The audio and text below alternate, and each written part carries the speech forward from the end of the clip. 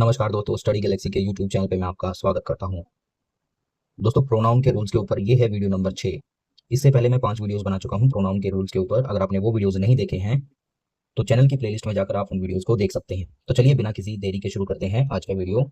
आज का हमारा रूल है रूल नंबर 10, जिसमें बताया जाएगा कि बोथ का यूज कैसे करना है। देखिए, बोथ हमेशा एंड के साथ आता है, एज वेल एज के साथ नहीं।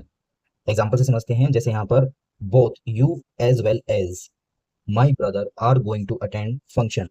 तुम और मेरा भाई दोनों फंक्शन में जा रहे हो या फंक्शन को अटेंड करने जा रहे हो। तो अब यहाँ पर जो बोथ है वो किसके साथ दे रखा है? एज वेल एज के साथ। बोथ भी यूज कर रखा है और एज वेल एज भी यूज कर रखा है, जो कि रूल के मुताबिक गलत है। हमें क्या कैसे यूज करना है इसको? Both you and my brother are going to attend the function. तो यानी कि बोथ के साथ हमें एज वेल एज यूज नहीं करना है। क्या यूज करना है? एंड यूज करना है। तो both you and my brother are going to attend the function, ये सेंटेंस एकदम सही हो जाएगा।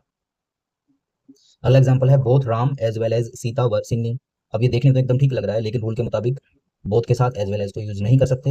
क्या यूज होगा? एंड। तो both Ram and Sita were singing. अब बोथ के साथ नेगेटिव फॉर्म यानी नोट का प्रयोग नहीं होता, इस चीज का भी ध्यान रखना है। तो नेगेटिव सेंस के लिए हम क्या यूज करेंगे? नीदर नोर का प्रयोग होता है। देखिए, both of them are not going to the market. Both of them कि दोनों कहाँ नहीं जा रहे हैं? मार्केट में नहीं जा रहे हैं। तो यहाँ पर क्या आ गया? एक नेगेटिव सेंटेंस है, यहाँ पर नोट का यूज हो रखा है। तो हम कभी भी बोथ के साथ नोट का यूज नहीं करते। तो कैसे यूज करेंगे? Neither of them is going to the market. दोनों में से कोई भी बाजार नहीं जा रहा है, तो हम उसके लिए क्या यूज करेंगे? नीदर। तो neither of them is going to the market, ये सेंटेंस एकदम ठीक हो जाएगा। Both of these pens are not useful. इनमें से कोई भी पेन उपयोगी नहीं है। तो neither of these pens is useful. तो बोथ यहाँ पर नोट है तो हम बोथ यूज नहीं कर सकते, तो क्या यूज करेंगे? नीदर। अगला है both Mohan and Rohan are not present today. तो neither Mohan nor Rohan is present today. तो सेंटेंस ये वाला सही हो जाएगा और ये वाला गलत हो जाएगा, क्योंकि यहाँ पर क्या है? नोट है। तो नीदर मोहन नोर रोहन, इस तरीके से हम इसको यूज करेंगे। न मोहन उपस्थित है न रोहन। अगला रूल बता रहा है कि use of which instead of who, कि विच को यूज करना है कब? हु के बदले। ऐसा हम एग्जांपल्स के साथ समझेंगे। जब हम दो या अधिक चीजों या व्यक्तियों में से चुनने, यानी कि जब चॉइस की बात आ जाए की बात करते हैं, तब हु की जगह विच का प्रयोग होता है। यानी कि जब भी चॉइस की बात आ जाए, दो या दो से अधिक चीजों में से या व्यक्तियों में से अगर हमें चुनना है या चॉइस करनी है, तब हम वहां पर हु का यूज नहीं करते। किसका यूज करते हैं? विच का यूज करते हैं। आइए एग्जाम्पल के साथ समझते हैं। जैसे यहाँ पर of the two mobiles who is cheaper, कि दोनों मोबाइल्स में से कौन सा चीपर है। तो वैसे भी हु यूज नहीं होगा मोबाइल के लिए, तो ठीक है। तो यहाँ पर चॉइस है कि दोनों में से एक को चुनना है कि सस्ता कौन सा है। Of the two mobiles which is cheaper, तो यहाँ पर विच का यूज होगा। Who is your brother among these boys. अब ये सेंटेंस गलती एरर फाइंडिंग में आ सकता है, ठीक है। एकदम बहुत अच्छा सेंटेंस है ये। देखिए, who is your brother among these boys, पढ़ने में एकदम ठीक लग रहा है कि इन लड़कों में से तुम्हारा भाई कौन है। तो हु एकदम सही लग रहा है, जबकि ये गलत है, क्योंकि यहाँ पर बात चॉइस की है कि बहुत सारे बॉयज हैं, इनमें से तुम्हें चुनना है कि तुम्हारा भाई कौन सा है। तो चॉइस की बात है, तो क्या यूज करेंगे हम? विच का यूज करेंगे। तो which is your brother among these boys, एकदम सही हो जाएगा।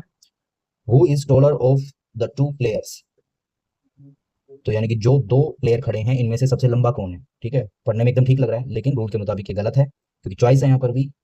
तो which is the taller of the two players, दोनों खिलाड़ियों में से कौन लंबा है। तो यहाँ पर विच के साथ जो सेंटेंस है वो सही हो जाएगा। अगला रूल है पोजेसिव केस ऑफ प्रोनाउन। इससे पहले जो रूल पिछले वीडियो में हमने रूल्स किए थे वो पोजेसिव केस किए थे एडजेक्टिव के, ठीक है। अब हम पोजेसिव केस प्रोनाउन के यूज करने वाले हैं। ये क्या होते हैं ये समझते हैं। जैसे प्रोनाउन के पोजेसिव केस कौन कौन से होते हैं? माइन, योर्स, आवर्स, देयर्स आदि के बाद नाउन का प्रयोग नहीं किया जाता। आइए एग्जांपल के साथ समझते हैं ये रूल क्या कह रहा है। देखिए, यहाँ पर कुछ एग्जांपल्स दिए गए हैं। जैसे दिस पेन इज माइन, जिसका मतलब होता है दिस इज माई पेन, यानी कि दोनों सेंटेंस एक जैसे हैं, मतलब एक ही निकल के आ रहा है, यह मेरा पेन है। तो दिस पेन इज माइन, यहाँ पर ये जो माइन है इसको कहते हैं पोजेसिव केस, ठीक है, किसका? प्रोनाउन का। और दिस इज माई पेन, अब यहाँ पर ये जो माई है ये है एडजेक्टिव केस प्रोनाउन का, ये है एडजेक्टिव केस, पोजेसिव एडजेक्टिव, ठीक है। इसी को पोजेसिव एडजेक्टिव भी बोलते हैं, माई।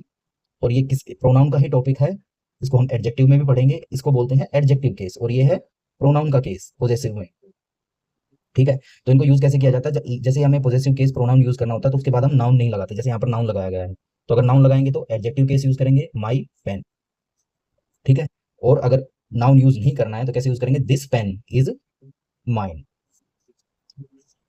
ठीक है। रूल यही कह रहा है कि प्रोनाउन के पॉजिटिव केस जैसे माइन, योर्स, आवर्स, देयर्स, ये सब इसके प्रोनाउन के पॉजिटिव केस होते हैं। इनके बाद नाउन का प्रयोग नहीं किया जाता। दिस बैग इज योर्स, ठीक है। अब योर्स आ गया तो इसके बाद हमें नाउन यूज नहीं करना है, जिसका मतलब होता है this is your bag. Your के बाद हम नाउन यूज कर सकते हैं, तो यह बैग तुम्हारा है। Our is a democratic nation, हमारा देश लोकतांत्रिक है, तो our is a democratic nation ये एकदम गलत हो जाएगा, क्योंकि यहाँ पर आवर क्या है, एक एडजेक्टिव केस है और एडजेक्टिव के बाद हमें नाउन यूज करना पड़ेगा। ठीक है, अगर हम नाउन यूज नहीं करना चाहते तो क्या यूज करेंगे, पोजेसिव केस प्रोनाउन वाला यूज करेंगे, तो आ जाएगा आवर्स। तो hours is a democratic nation ये एकदम ठीक हो जाएगा, इसके बाद हमने नाउन का यूज नहीं कर रखा जैसा कि रूल कह रहा है। अगला रूल है 13 जो बता रहा है यूज ऑफ हु और हुम, यानी कि हु और हुम को कैसे यूज करना है। देखिए रिलेटिव प्रोनाउन का चुनाव उसके वर्ब से संबंध के आधार पर होता है, यानी कि कब हु यूज करना है और कब हुम करना है ये हमें वर्ब बताएगी। ठीक है, सेंटेंस के अंदर जो वर्ब है उससे हम पहचान करेंगे कि जो सब्जेक्ट है, सॉरी जो रिलेटिव प्रोनाउन है वो हु आएगा या हुम आएगा। हु क्या है, सब्जेक्ट होता है, और हुम क्या है, ऑब्जेक्ट होता है। अभी ऑब्जेक्ट क्या है, यानी सब्जेक्ट जो भी काम करता है उस काम का असर जिस पे पड़ता है उसको हम ऑब्जेक्ट कहते हैं। ठीक है,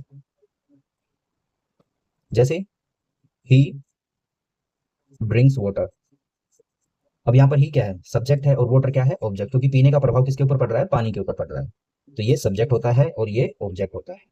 ठीक है, तो ऐसे ही हु क्या है, सब्जेक्टिव केस है, और हुम क्या है, एक ऑब्जेक्टिव केस है। आइए एग्जांपल के साथ समझते हैं। He was praising the boy who he said he had taught last year, वह उस लड़के की तारीफ कर रहा था जिसे उसने पढ़ाया था। अब देखिए सेंटेंस को ध्यान से पढ़ते हैं। He was praising the boy, कि वो उस बॉय की तारीफ कर रहा था या प्रेज कर रहा था।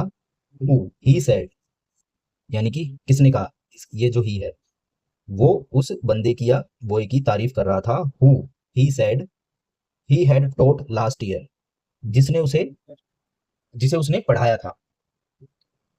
अब पढ़ाने का असर किसी के ऊपर पड़ेगा, तो ही हैड टॉट समवन, ठीक है, उसने किसी को पढ़ाया होगा लास्ट ईयर, तो जिसको पढ़ाया होगा उसके ऊपर असर पड़ा होगा, यानी कि पढ़ाने का असर किसी के ऊपर पड़ा होगा, तो वो क्या बन गया होगा, ऑब्जेक्ट।